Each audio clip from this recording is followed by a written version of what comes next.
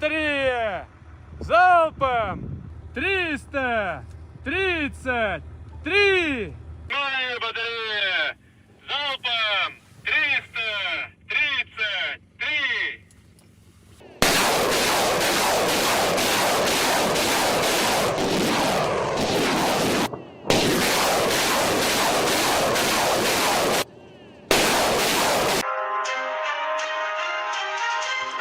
Twongeye kubaha ikaze banywanyi bacu bakunze bahere mudukurikirana muri mpande zina z'isi ikaze muri ano makuru aho turi kubabwira amakuru ariko aravugwa ku isi muri kano kanya. Muri aya makuru turababwira aho intambara iri kwirahuza igihugu cy'Uburusiya n'igihugu cya Ukraine, ndetse turababwira n'amakuru avuga ku mugabane wa Oceania, turababwira n'amakuru avugwa ku mugabane wa Amerika, ndetse turababwira kandi n'amakuru avugwa ku mugabane wa Afurika. Kaze ni muri ano makuru.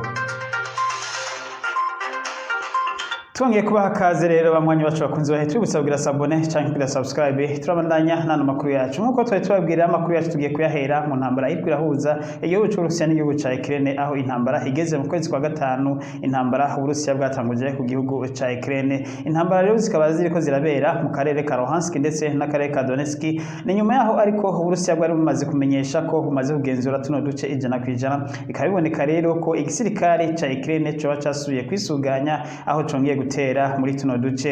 Intambara rero ziriko zibera muri tuno duce, ariko ku munsi w'ejo igisirikare cy'Uburusiya naco cyateye ibitero byinshi cyane gose, aho cyateye mu ntara ya Kharkiv ndetse kikaba cyateye n'amamisira amwe Kiev ku mugwa mukuru wa Ukraine, aho bivugwa ko hapfuye abasirikare ngo ba Ukraine bashika abasirikare 100 nkuko bimenyeshwa n'umuvugizi w'igisirikare cy'Uburusiya Igor. Akaba yamenyesheje ku munsi w'ejo ngo igisirikare cy'Uburusiya yigoresheje amamisire ngo yo mu bwoko bwa Kaliber ngo cateye ahari ikirindiro cy'abasirikare ba Ukraine, ngo maze rero ngo abasirikare ba Ukraine bashika 100 ngo kaba barasize ubuzima muri ico gitero cyakozwe ku munsi w'ejo. Ariko rero nuko biruko cyabuje ko abasirikare ba Ukraine uno munsi bazindutse batera tuno duce twavuze twa Luhansk na Donetsk, aho rero biboneka ko ubu ariho hariko habera imigwano ikomeye kuri uno munsi, aho rero abasirikare abo Burusiya bariko baragerageza kongera kwirukana abasirikare ba Ukraine. Ikaba bivugwa ko ngo abasirikare ba Ukraine ku munsi w'ejo baba bararose ibigwanisho bishasha byavuye mu Bwongereza n'ibyavuye muri Canada, ndetse ngo n'abandi basirikare bari bagiye kuronka imyimenyerezo ya gisirikare muri Canada b'abanya Ukraine bakaba barayibashitse muri Ukraine. Ku munsi w'ejo ntawe uzire ko bano basirikare bavuye muri Canada ndetse n'ibikoresho byavuye muri Canada no mu Bwongereza ko aribyo biriko birakora muri kano karere ka Luhansk na Donetsk, ariko harabera imigwano muri kano kanya. Turiko turavuga amakuru ndetse tukaturamenya imaze kononekara muri kano karere ko ico twamenyesha nuko kano karere igisirikare cy'Uburusiya cyari kimaze kumenyesha ko kigagenzura 100%. Bikaboneka rero ko hasubiye kubera imigwano. Biboneka ko nkuko Perezida Zelensky wa Ukraine bandanya avuga ngo uko bizogenda kose ngo igisirikare cya Ukraine kizokongera kirukane abasirikare b'Uburusiya ibice byose bafashe, congere kibibake basubire inyuma ngo basubire ku butaka bwabo. Na cyane cyane ko Perezida Zelensky yamishije ko atarota agirana amasezerano n'Uburusiya yotuma Ukraine itakaza n'imetero imwe ku butaka bwa Ukraine ngo ibihebere igihugu cy'Urusiya. Turabandanya nano makuru yacu.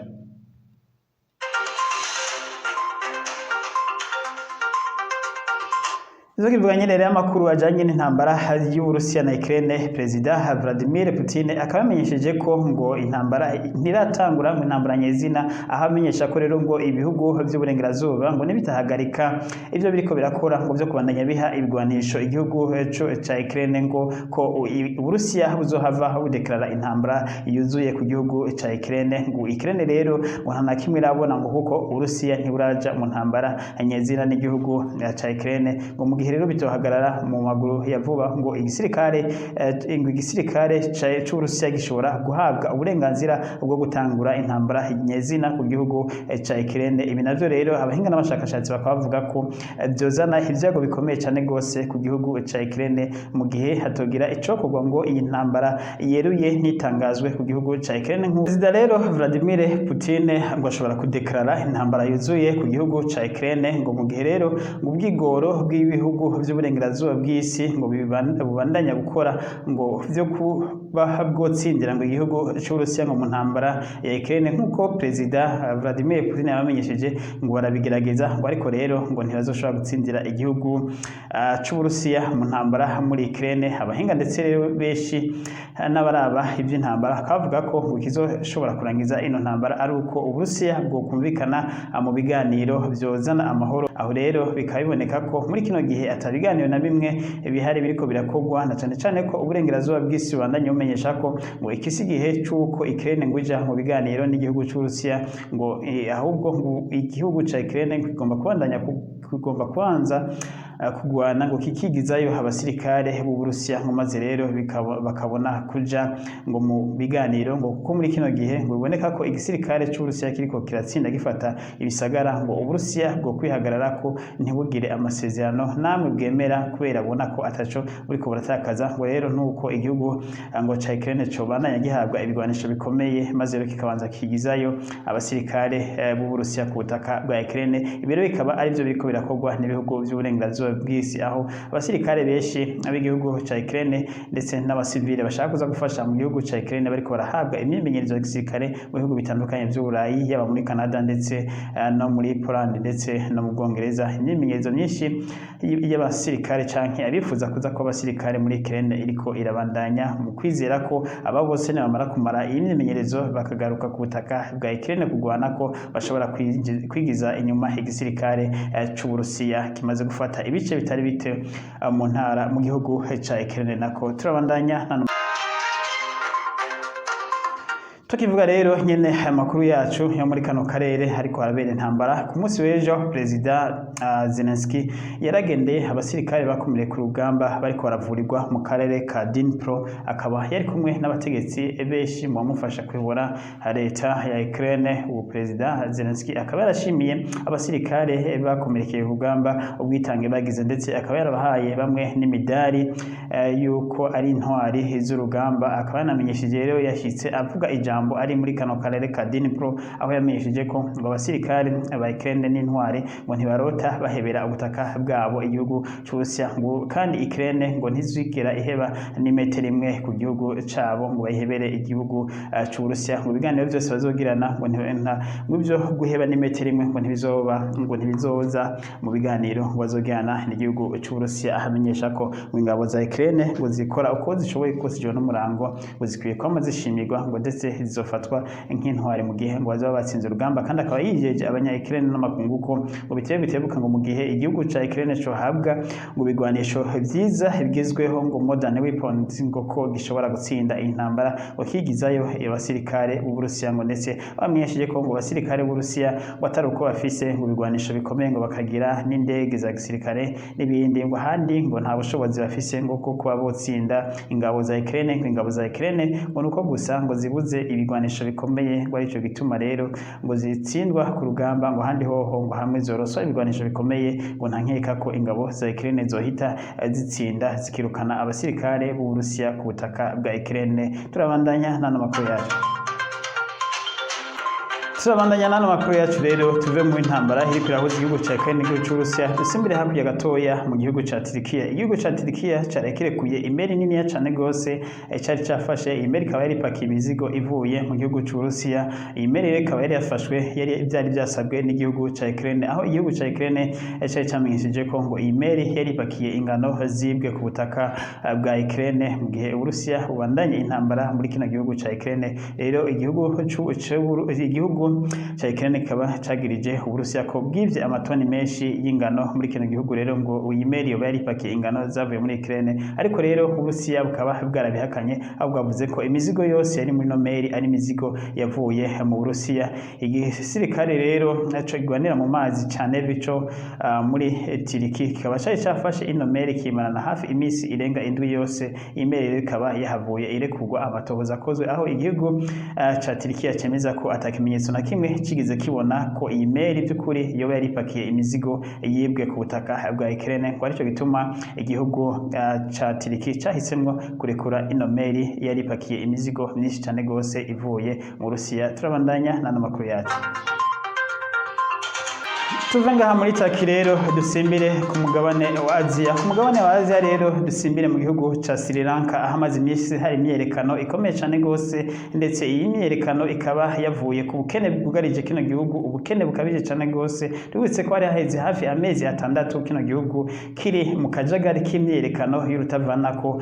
Ku munsi w'ejo rero uheze Colombo ku mugwa mukuru wa Sri Lanka, abanyagihugu bakaba barashoboye kwinjira mu ngoro y'umukuru w'igihugu, ndetse umukuru w'igihugu yahavuye aratoroka n'umuryango wiwe. Abanyagihugu rero kugeza ku isaha bakaba bibereye mu ngoro y'umukuru w'igihugu yo ngaha akumugwa mukuru wa Sri Lanka Colombo, aho abanyagihugu bamwe baboneka bibereye mu makusi y'igitangaza yarasanzwe ari amakusi y'umukuru w'igihugu, ndetse bamwe bakaboneka bari mu mapisine bariko bariyogera, abandi ndetse bariko barateka, abandi bijyamiye mu gitanda c'uwo perezida Gotabaya Rajapaksa yarasanzwe atwara igihugu ca Sri Lanka igihe kinini cyane gose. Rero ubu perezida Gotabaya Rajapaksa akamenyesheje ko ashobora gutanga imihoho mu minsi 13. Ubu rero akaba bivugwa ko uyu mwanya yoba ari mu mazi mu kiyaga ca kino gihugu, aho yatwawe n'igisirikare ca Navy, igisirikare kigwanira mu mazi, kuko ahandi hose ku butaka hariko harabera imyerekano ikomeye cyane gose, ndetse inyubakwa nyinshi cyane gose za leta zikaba zimaze gufatwa n'aba bantu bari mu myerekano. Urumva ko bamaze gushika no mu kirimba c'umukuru w'igihugu, aho bariko baririra ikirori abanyagihugu ngo bariko barumviriza experience y'ukuntu perezida asanzwe abayeho. Twibutse ko perezida yahunze igihutihuti atana ibintu byinshi cyane gose, yahunganye ibintu byose bikaba byari byasigaye muri iki kirimba c'umukuru w'igihugu. Abari mu myerekano rero bakaba inzu y'umukuru w'igihugu bayigize iyayo, aho bararaho bakirirwaho, bamenyesha ko bazohava ari uko ubu perezida Rajapaksa amaze gutanga imihoho, aho rero yamenyesheje ko yabwiye umukuru w'inama nshingamateka ko azotanga imihoho mu minsi 13, ndetse n'umushikiranganje wa mbere ndetse asanzwe ari na mwene wabo n'ubu perezida nawe akaba yamenyesheje ko nawe azotanga imihoho. Ariko abanyagihugu rero bakaba bamenyesha ko n'ubu badashobora kwizera uyu perezida ngo yabandanije abahenda mu gihe kinini, iminsi myinshi cyane gose. Rero ngo azova muri kino kigo c'umukuru w'igihugu ngo ari uko perezida amaze gutanga imihoho. Bakaba bamenyesheje abari mu myerekano ko ata bindi bintu bazosubira konona muri kino gihe bahari, ngo igisirikare kibacungira umutekano n'igipolisi kibacungira umutekano, ngo inzu bazoyireka ntibazoyibombora, ndetse nta n'ibintu bazokwibayo. Ariko rero ngo bareke bigumire muri ino nzu ngo gushika perezida Rajapaksa atanze imihoho ngo maze rero baronke umutegetsi mushasha. Tubise ko byose byatanguye ku kibazo c'inzara ikomeye cyane gose n'ubukene bwugarije kino gihugu, aho abantu benshi cyane gose batakigira ingene babayeho muri kino gihugu. Ibi rero bikaba biboneka ko vyunyutse mu gihe intambara y'Uburusiya na Ukraine itanguye, aho kino gihugu amahera yacu yataye agaciro cyane gose, ndetse na banki mpuzamakungu ikaba itari gishobora kugurana kino gihugu amafaranga kubera amadeni menshi cyane gose kino gihugu gifise. Abahinga rero mu bya ekonomi ndetse bariko barakora ubushakashatsi ngo hari ibindi bihugu byinshi bishobora kuba nk'ikino gihugu ca Sri Lanka, aho ku rutonde rwa mbere haza igihugu ca Argentina, ndetse no ku mugabane wa Afrika hakaba harimo igihugu ca Misiri ko gishobora kuba nk'iki gihugu. Kuri rutonde rw'ibihugu bishobora kugwa muri kano kaga hari ibihugu indwi, ibihugu ariko bigaramiye cyane gose ni ibihugu tuvuze, aho ngo n'igihugu ca Afghanistan naco nyene gishobora kugwa muri umutego igihugu cha Sri Lanka kiguyemo. Turabandanya n'ano makuru yacu. Amakuru yacu yakurikira na dushikanye ku mugabane wa Afrika, aho muri Afrika y'Epfo ku munsi w'ejo wa Mungu abantu bari mu kirori, abantu bashika 15 bakaba barashwe aho mu karere ka Soweto, aho bari mu kabare bariko bararyoherwa. Abantu bafise inkoho bitwaje inkoho baraje baduka barasa amasase menshi cyane gose nk'igitero barasa muri kano kabare, aho abantu 15 baciye bapfa muri uwo mwanya nyene. Ikindi gitero cyaciye kiba ahitwa Petersburg, aha naho hakaba harapfuye abantu 4, abandi 8 barakomereka cyane. Kuba ibitero byejo byahitanye abantu 19 bahise bapfa, abandi 8 bakaba barakomeretse cyane. Ibitero bibiri byabereye aha, kimwe cyabereye Soweto, ikindi kiba Petersburg, aha naho ni mu karere ko mu burengero bw'igihugu ca Afrika du Sud. Igipolisi rero kikaba kiko kirakora amatohoza kimenyesha ko gisaba abanyagihugu bose abo bafise amakuru yuko yaho ababi canye bo bari ko yatanga gutanga kugira ngo igipolisi gifate bano bicanyi bashikirizwe ubutungane. Twibutse ko abakoze bino bitero byose bataba barafatwa, ndetse bakavuga ko bino bitero bikaba byari byateguriwe hamwe byo kwica bano bantu ababikoze, ariko bakaba bataramenyekana gushika n'isaha. Imiryango rero yabuze ababo ko ikaba n'ubu iriko iragerageza kuza gushingura ababo bapfiriye muri bino bitero. Turabandanya n'amakuru yacu. Tuve muri Afrika y'Epfo dusimbire muri Libya. Muri Libya rero n'ubu habandanya hari imishamirano hagati y'umu minisitiri wa mbere hari ku butegetsi yemewe n'umuryango mpuzamakungu ONU n'umuminisitiri mushasha nawe yatowe n'inama nshingamateka. Minisitiri mushasha amenyesha ko byanka byakunda muri yindwi agomba gufata ubutegetsi, ariko umuminisitiri nawe asanzwe hari yatowe n'umuryango wa Nations Unies akaba adashaka gutanga ubutegetsi. Rero ubu minisitiri yatowe n'abashingamateka akaba amaze kugerageza kuza Tripoli inshuro zibiri zose. Izi nshuro zibiri zose rero akaba harabaye imigwano ikomeye, ndetse aho amazu yaturiwe. Bibutse ko n'ingoro y'inama nshingamateka yaturiwe mu igerageza riheruka y'ubu minisitiri wa mbere avuga ko yatowe n'inama nshingamateka ari bagomba gushikira ubutegetsi. Tubutse ko kuva perezida Muammar Gaddafi yicwa, igihugu ca Libya kiri mu bukene buteye ubwoba cyane rwose, ndetse aho abanyagihugu bariko bicwa n'inzara.